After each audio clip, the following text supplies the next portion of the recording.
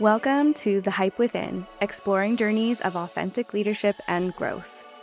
On the show, tech leaders will share their stories of developing their leadership skills and challenges they faced along the way. You'll learn about their approaches to self-reflection and personal growth, and how they've been able to build a foundation of authenticity that has propelled them to success. I'm your host, Hannah Jacover, B2B marketing leader turned leadership and executive coach. Are you ready to get hyped up? Let's dive in.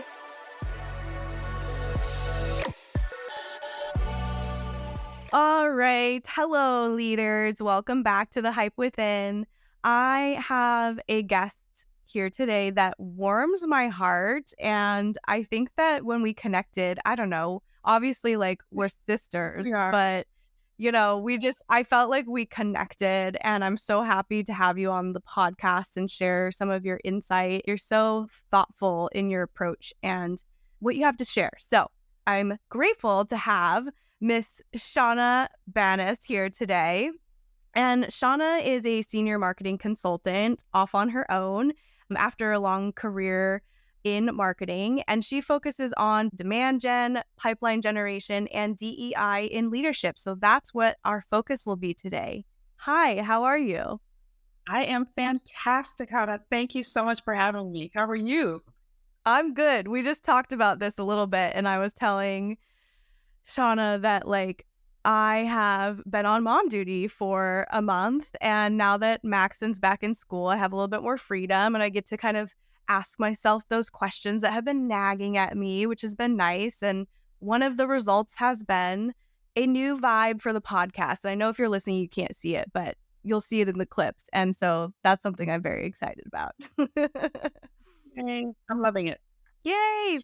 So tell us a little bit about you and your journey and what you're up to now. Oh, where do I begin?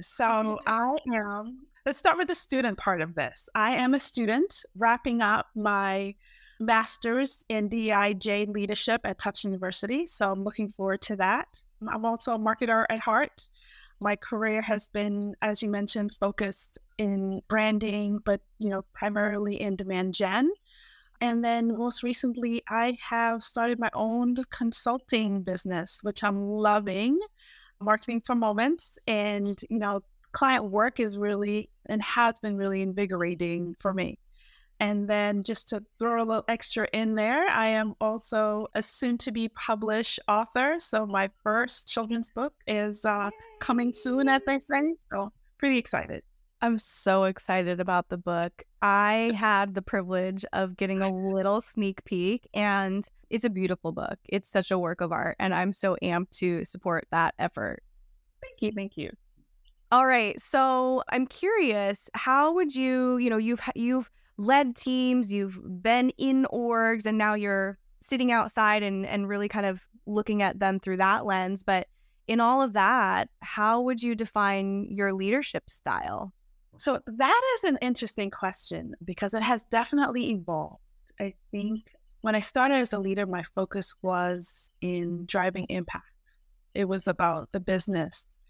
It hasn't evolved to make it more personal, more people-oriented. So taking the time to be more inclusive as a leader, more mindful of the fact that, the loudest voice isn't always the best. And so that's how I would talk about my leadership now. It evolved into something what I would describe more as an inclusive leader, more people focused, and not just taking the time to getting to know my teams, but also taking the time to actually share stuff about myself. I was very rigid in terms of, personal, professional, and overlap, not much, right? And so I've taken the time to do that, and I found it a lot more impactful. Yeah, it's easier. Like, it just is like there's less resistance, I feel like, with that approach. What do you think inspired that evolution for you? I think it's a combination of things. I think it's me wanting more and to be a better leader, but also me seeing gaps sometimes in some of the leadership that I receive. So it's a combination of both. And then, like marketing, things evolve and you read and you understand that bringing more empathy to the table and bringing more of yourself to the table. There's more required, just like there was more required of marketers. So we're not just stopping at, top of the funnel. We are all the way to bottom and beyond. I think as leaders, there's a lot more required as well.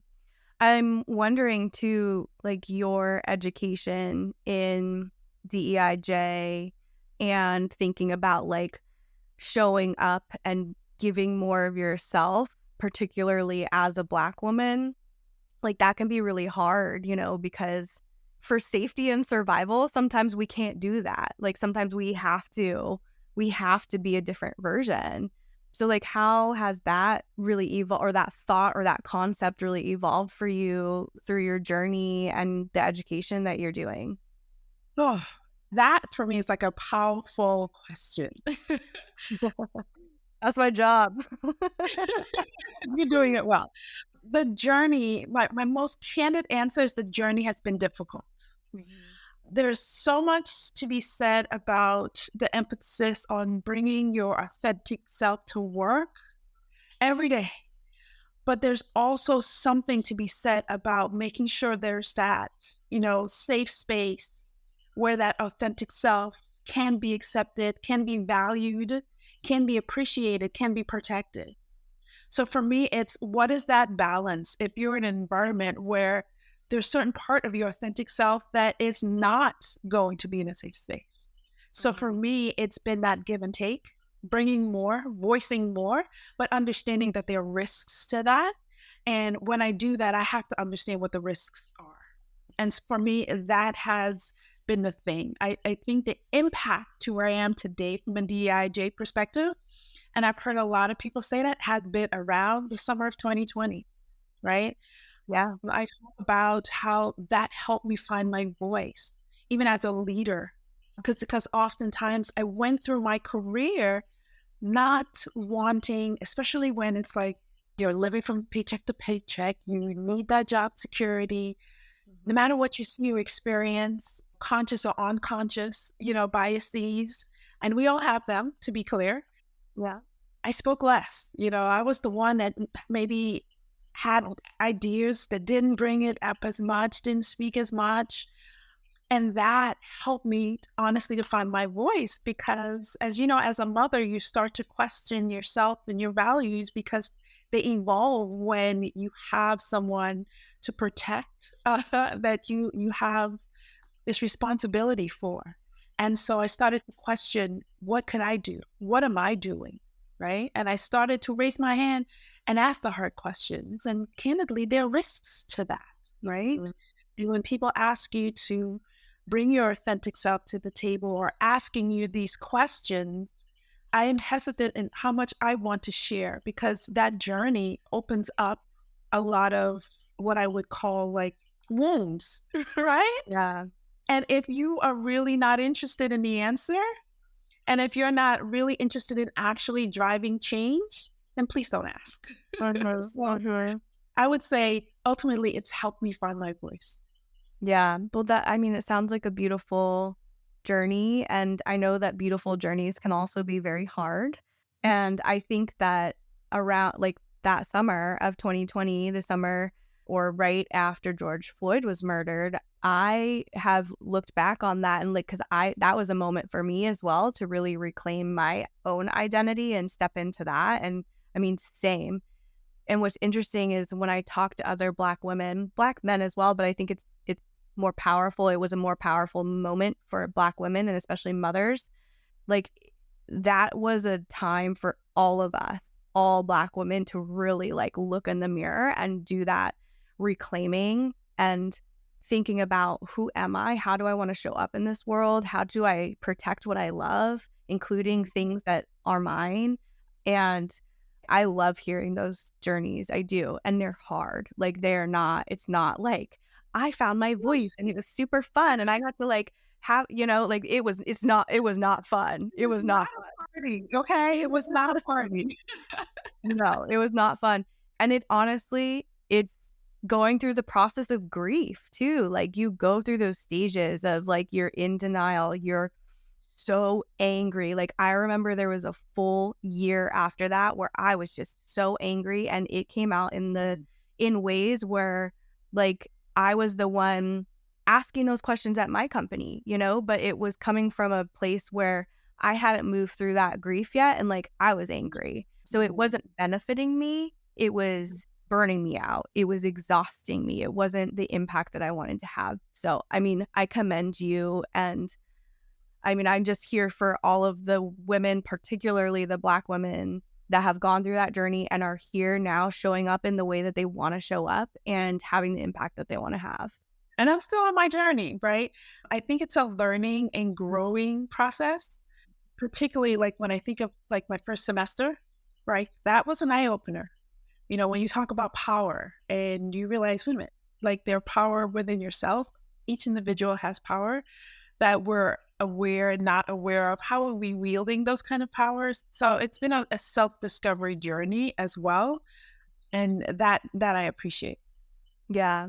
How have you balanced that with motherhood? I'm giving you a hard question. I'm totally going off of I told you how to do this. I would say that I'm still balancing that. That's a constant evolution of what balance means, right? This month, balance is, a combination of how do we balance the extracurricular activities and how do we balance the transition into kindergarten to make sure that's going well. Over the summer, it was how do we balance, activities, but with enough time where you can feel like a kid and play and just be and have that freedom in preparation. So it's evolving. And sometimes I have to take a step back and say, where's my me time as well? And then making sure that I'm giving enough of myself or there's enough of myself to give during those times as well. So I think it's a constant struggle, to be honest, as you know. Yeah. Constant struggle, constantly redefining, and never ending journey. But I love that too. Like this motherhood journey that has no manual or pamphlet or guide that no one told you is probably one of the best journeys that I continue to be on. So yeah. And you're honoring that in a beautiful way, I think, with your book as well, which again, I'm so excited about. My book, yes.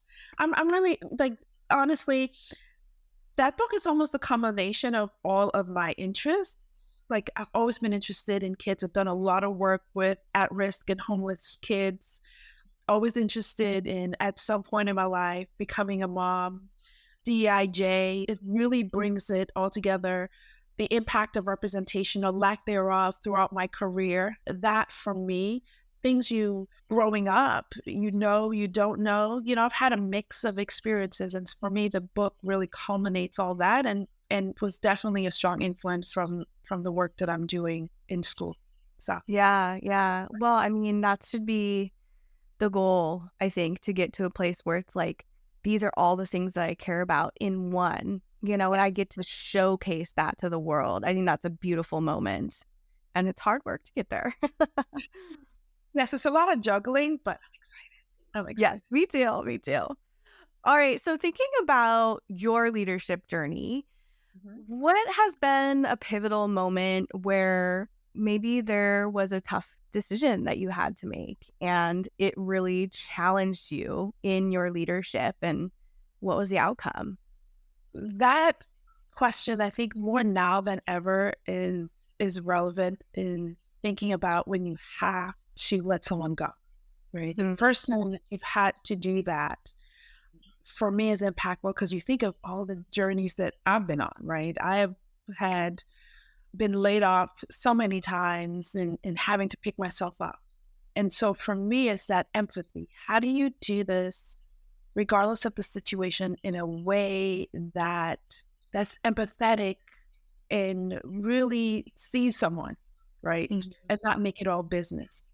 And for me, that has helped me from a leadership perspective in thinking about that.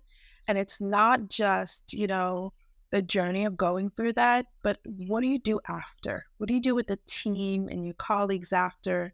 How do you then dig deep and be a motivational leader to continue to inspire and continue to drive not just change, but hit your goals as well. Because at the end of the day, business is business, yes, but we are all people.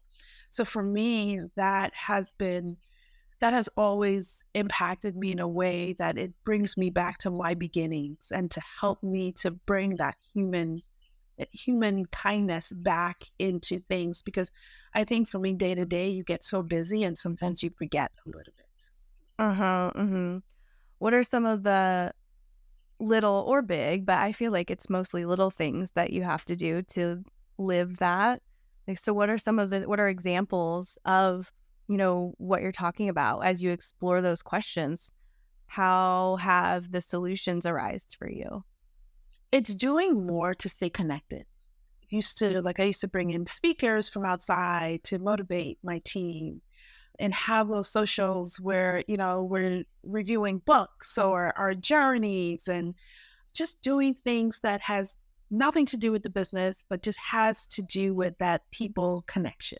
Mm-hmm. And I think that for me, and one-on-ones, like not just talking about how are you progressing with your work, but getting to know somebody and, touching base, like, how's your husband doing? And how are your kids? And remembering like the little things that are important to them and actually showing that, hey, yes, I remember and I care enough to ask, how are you doing? And actually waiting for an answer. It's like me saying, hi, how are you doing? Okay, good. Right? And you're barely waiting for someone you're stopping and actually waiting for an answer. It makes a difference. Yeah. Yeah. And listening to what they say too, which can be so hard when we have a million things on our plate and we've got our meeting in 15 minutes and we're thinking about that email we have to send. I think that takes a lot of mindfulness to be able to do that.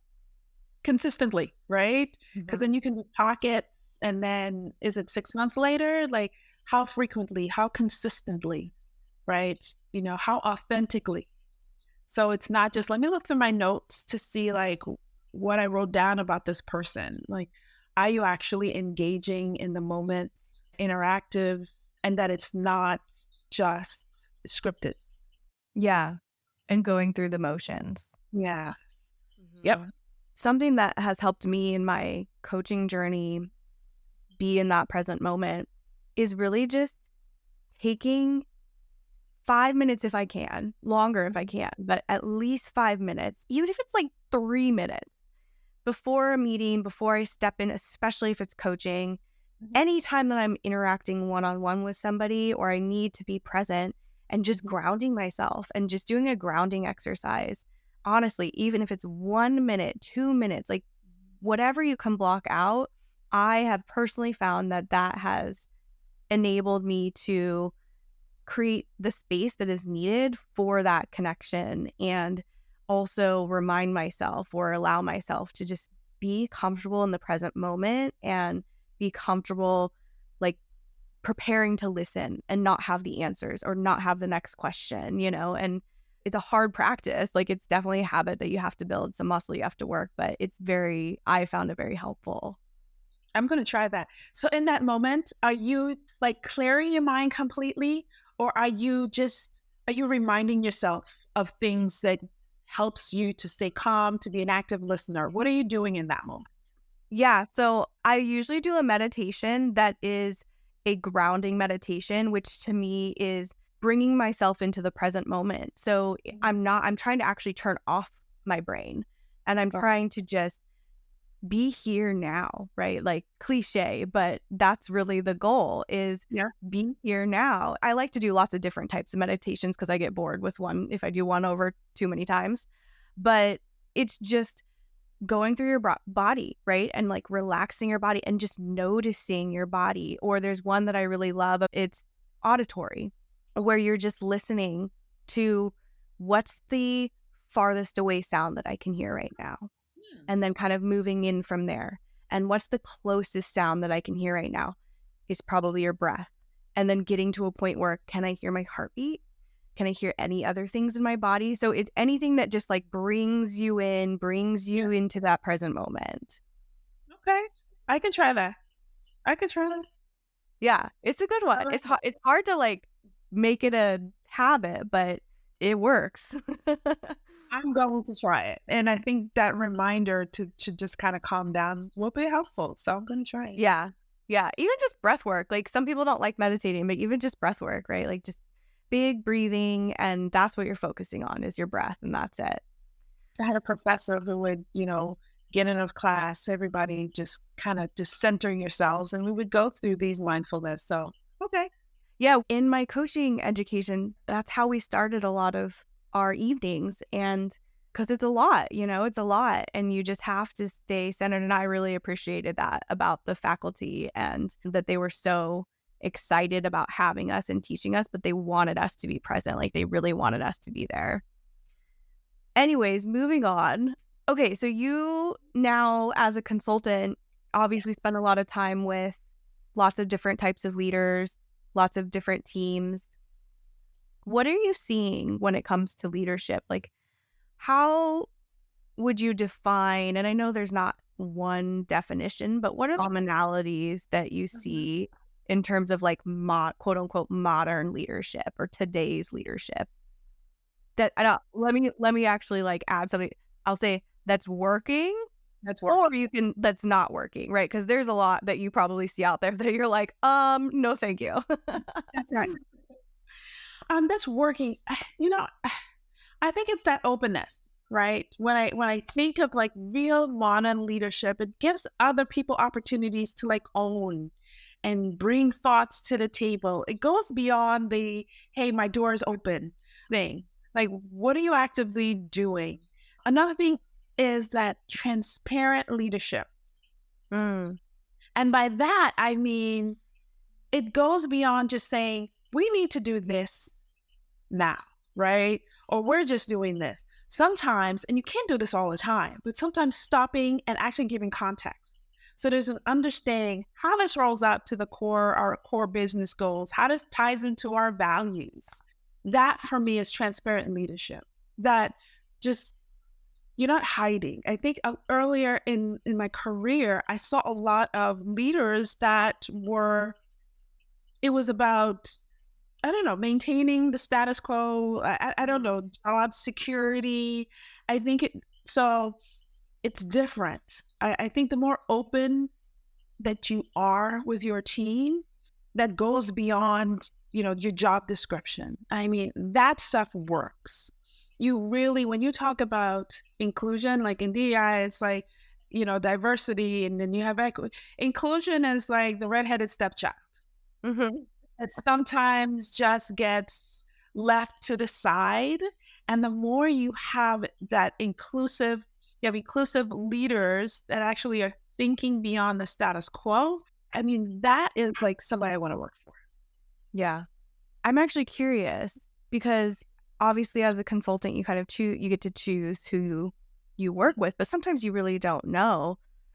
Are you still coming across leaders where you're like, oh man, we're not vibing here in this leadership from an outside perspective? Like, do you still come across those interactions, and how do you approach that? So the answer is yes. And I think it's no different than actually being, a full-time employee, and you sign on for a job and you realize like, the culture isn't as, it should be. Leadership is not truly reflective of the values of the culture that has been stated. And so part of that is, how do you have those candid conversations? Right? You kind of have to reset on what are the actual goals of an organization. I've worked for an organization that, wanted a demand gen leader, but do you get it and then you realize they're not really ready for demand gen. Like the CEO wants to micromanage the CMO and everything that's marketing. So you kind of have to, I reassess like what are the goals and what did they actually engage me for? And how do we take out all that extra out of that and focus on how do we get this done? How do you get the work done? It's a little harder being a full-time employee, right? You still have to deal with all that extra stuff, not as much as a consultant. Some of it, yes, depending on how deeply embedded that you are in the teams. I haven't been as deeply embedded, so it's a little easier for me to reassess. It's easier to reassess in a consulting role when you're not as deeply embedded within the organization. So where you can take a step back and really go to leadership and say, like, you take out all the noise. If it's not adding value, sometimes it doesn't even really need to be addressed. Like, I'd like an opportunity to reassess our core goals. Hey, this is where we are. This is what we want to accomplish. This is what I need from you. What do you need from me? Mm-hmm. Yeah, and that's really clear. I feel like it's easier to see some of those things too and make recommendations around them when you are on the outside of the organization. Yes. Yes. The politics doesn't impact you as much. There's a Mhm. lot that, and I'm enjoying not having all that unnecessary extra, right? Yeah. My goal is to make organizations or the individuals that work, my goal is to make your job better, easier, to make you shine. Sometimes that competitive edge that you can have if you're, full-time internal within an organization. Yeah. Love that approach. So you talked about inclusion and inclusion being the redheaded stepchild. How should leaders be thinking about bringing that into their organizations and ensuring that their team is thriving in an environment where inclusion is the status quo? So here's my most candid response to that question, that oftentimes as leaders, we need to assess our leadership. And it's like, how would you as a leader define your leadership? And then you need to compare it to what are the goals of the organization. I'm big on like diversity branding. Like the organizations are out there talking about all of these wonderful things around diversity, equity, and inclusion. You look at JDs and then you're seeing this, even if you don't, we welcome, individuals, particularly of minorities and, non-minorities, etc. Mhm. And there are all of these verbal signals that companies are putting out there. But oftentimes it is not reflected within the leadership of the organization. And I'll give you Right. an example. Before I started my own business, I was still interviewing. Got laid off earlier in the year, and I'm, still thinking, should I go off on my own? Should I do full-time work? And I did research on a very popular company in the Bay Area. And I got an interview with the CMO. And they were one of the ones, honestly, that had all of these wonderful diversity statements out in the job description, website, etc., and values and culture, etc. I could not find their leadership team on their website. I struggled nowhere, and that for me was a first. And I think I found it on some random investor website.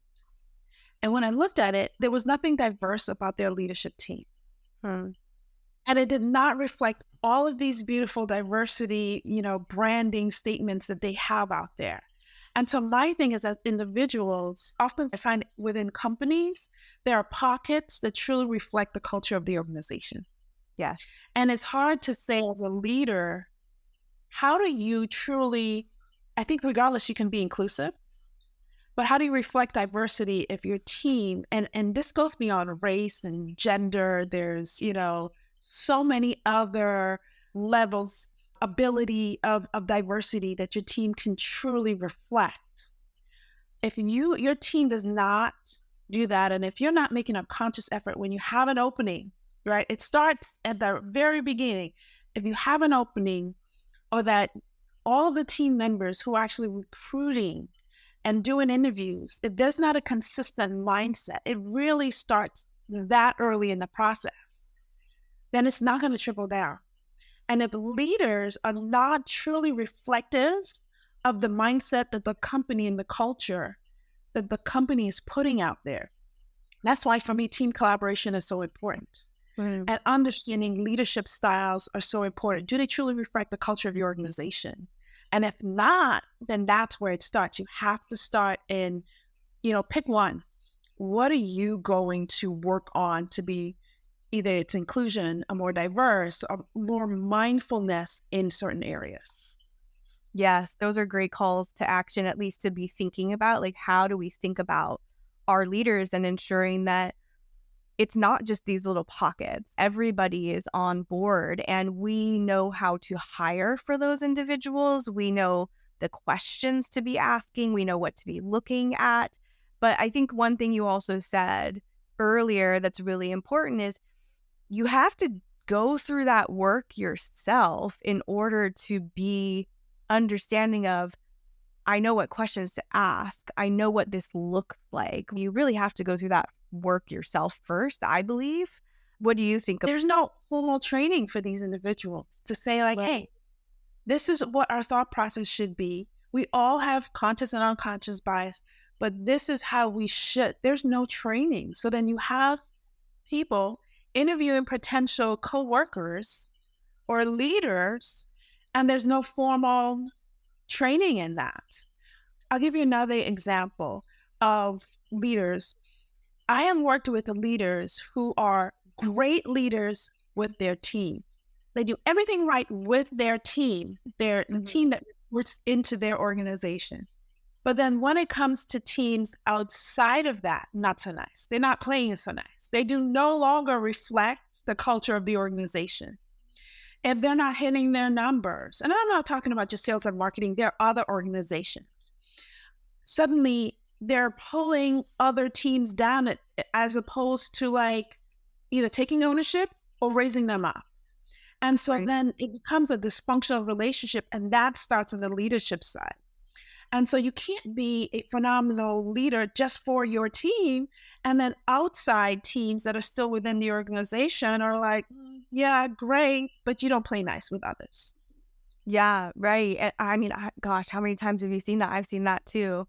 And it can be intimidating too, as another leader on another team, to try and want to be collaborative with somebody like that and get the different departments to work together and even just build rapport across the leadership team. And that can be challenging. So say you're an individual, right? And you're on the other side of this. You want to find that leader who is really thinking about inclusion and is mindful and thoughtful about DEI as a whole as well, and inclusion. And what are the questions that those people should be asking when they're sitting in front of those panels, or when they're, I think you mentioned some really good actions of like, you look at the website, you do some research, right, before you go into those interviews to really see what they're putting out there. So you have a baseline. But what kinds of questions should people be asking? Honestly, this one is difficult for me, and I'll tell you why. I mean, I think that I have done really great due diligence, but I have, even with all of the research, I don't think there's a foolproof, because sometimes you still end up joining organizations and you realize that what's reflected out on social media, the videos that are very diverse, the talking points are not truly reflective when you put your foot in there, right? And that's a big part of what my thesis is going to be about, understanding what's authentic versus what's performative, like, and the impact of that. So it's hard for me to say, like, these are all the questions, and answering these questions is going to get to euphoria. I think it's actually getting their perspective, like having them do the definition. Like, what does diversity mean to you? How do you define it? How is it reflective within the teams that you are managed or within teams that you have worked with, right? And how do they define that? Because if it's just race and gender, then there's a lot more that we're missing. And then we need to expand that, because I think there's a perception that diversity is just for one. Diversity is really for all, right? And the benefits are inclusive. They are for all. And I think getting people's perspective of how to define all of the different key things that you value within your organization. And if they value them, how has it, and how do they reflect that in their actual leadership with examples, right? And then look within the organization, are the leadership teams that they've worked on truly reflective, right, of diversity? It's hard to like see inclusion, but just to see, like, are they actually walking the talk? So some of Right. these things is having them, as opposed to defining it from your company's perspective, have them define it from their career, but most importantly, their leadership perspective. I think that's fantastic. And you said it a couple times. You mentioned values, right? Like that's really an exercise of uncovering values around this so you can see if there's that alignment. And I'll say too, and I'm sure you have thoughts on this, but sometimes if you have that conversation and you start talking about values with somebody, I feel like that's really how we can connect and build trust with people. And it can also generate a gut feeling when you get to that level of, I'm understanding your values, I'm understanding your core beliefs and how you operate in this world. And then how yes, it aligns to your leadership, how it aligns to this organization and the goals. That can generate a pretty intense intuitive response because values are so deep within us that we kind of know if it's like BS or not, and if we are good with it or not, if I can vibe with that or not. So I think that's a fantastic approach for people to take. And I also think it was a good showcase of going into an interview and not just thinking about, oh, I'd love to join this company. I got to nail these answers. What are they going to ask me? It's no, you are an asset to this company. Is this where you want to work? What questions are you asking in the interview that are important to you? Which I think is so critical when we're thinking about interviewing, and not just these kinds of questions, but every question. Like you got to go in there thinking like this is not only an interview for you, of them interviewing you, but you are also interviewing them. Imagine that you are on a stage in front of, let's say, a couple hundred senior execs. They all work in tech in our arena, in our industry, and you've got the mic. What Okay. do you want your message to them to be? My message to senior leadership, I think it's pretty consistent with the conversation that we've been having, right? And if it's just one or two sentences, it's make sure that your leadership reflects the organization that you're in and understanding how to define your leadership, right? Mm, And how you define your leadership, still ask yourself that question. Does that truly reflect the culture of the organization that you're in? And then, so that's the talk. And how are you walking that walk? beautiful. I love it. I wish I was in that room and you were giving a keynote and this was the topic. I would be there in a second. Okay, so thinking about resources, exercises, what would be something that you want to leave this audience with that can help them in their both personal and professional journey? Ooh, that's a good one. What is my leave behind? I think it's cherish the spaces that where you can bring your authentic self and also be protective of your authentic self, right? And understanding who your authentic self is a journey. And so where do you, in what spaces, in what places do you bring your authentic self, right? The goal is to bring it into more spaces. But let's make sure, like, if you're planning an event, you actually go and you vet that venue before you host the event. You're doing a lot of research. So do your research. And that goes for any company that you're looking to work for, anyone that you're looking to partner with. That's personal and professional relationships, right? Do your work to make sure that it's an environment and it's a space where your authentic self, where you can be you in the way that you want to be you in those places and spaces. Well said. Well said. Well, it has been so wonderful to chat with you. I love every time we talk. I love it. I could talk to you all day long. And one day maybe we'll do it in real life too. Yes. I didn't have to convince you. You were down, but I'm so happy that we did this. And I'm grateful for our relationship and meeting you and being able to put this out on my podcast and showcase your beautiful work and journey. Well, Hannah, right back at you. Thank you. I really am honored to be here. I enjoyed the conversation. And thank you for leading the way and the path right, on your journey, because you're definitely an inspiration. So thank you. Thank you. Thanks for tuning in to this week's episode. I hope you walk away with something empowering that you can take into your own leadership journey. Are you a high-performing executive looking to take your career to the next level? Or maybe you're an emerging leader who wants to develop the skills you need to advance in your role and show up authentically.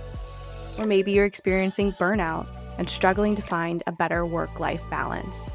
Whatever your situation is, one-on-one coaching can help you achieve your personal and professional goals.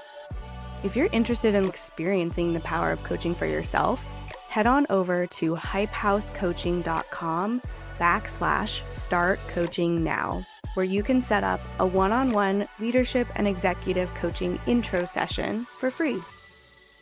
Remember, the only hype that really matters is the hype within.